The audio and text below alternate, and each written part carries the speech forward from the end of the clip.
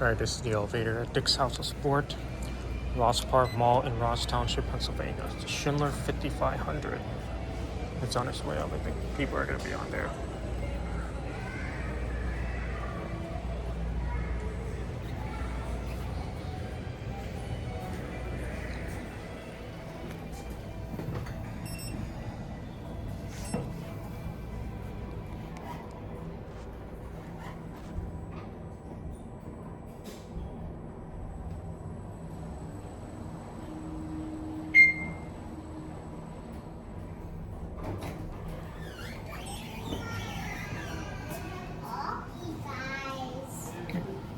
Hi.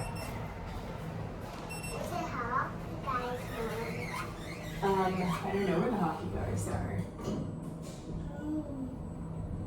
Maybe we do. Yeah. Maybe. Have a good one. You too, thank you. Alright, let's go back down to one.